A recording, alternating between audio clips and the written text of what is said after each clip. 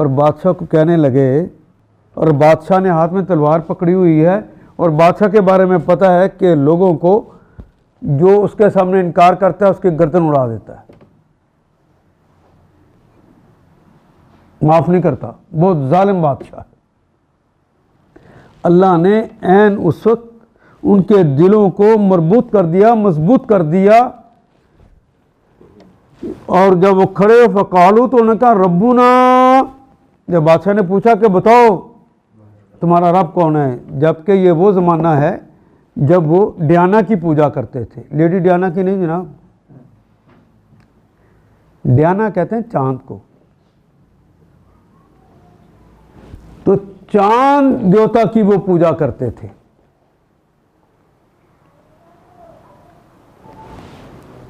उसके मुकाबले पे वो चांद का कहने की बजाय कहते हैं इसकामु फ़क़ालू रब्बुना, हमारा रब है रब्बुस समावात,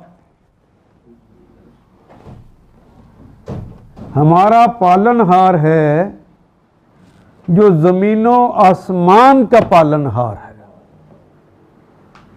रब्बुस समावाती वल अर्द, जो ज़मीनों आसमान को कायम किए हुए है वही तो हमारा पालनहार है, वही तो हमारा मालिक और वही हमारा माबूद है, उसके अलावा तो कोई नहीं। लन नदउ,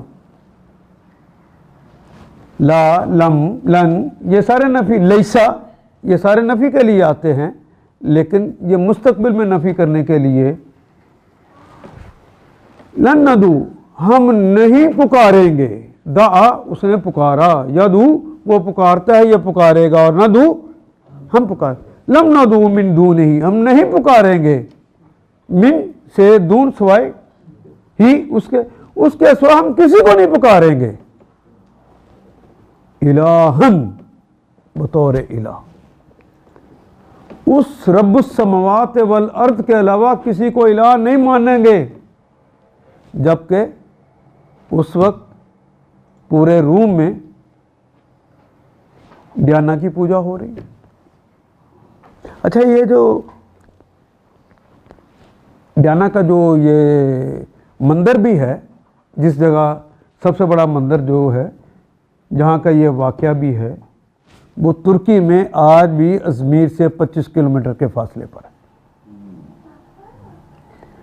और दुनिया के अजायबात के अंदर वो मंदिर है, दुनिया के अजायबात, इतना बड़ा वो मंदिर। मिन दूनी इलाहन, इलाह कलमा है सिर्फ बतौर माबूद, उसके सिवा किसी को नहीं पुकारेंगे। दो ज़बरें लगाकर एक अलिफ का इजाफा किया, बतौर माबूद, बतौर माबूद हम किसी को नहीं पुकारेंगे, उस अल्लाह जो रब्बुस समावाति वल अर्द, उसके अलावा किसी को नहीं पुकारेंगे।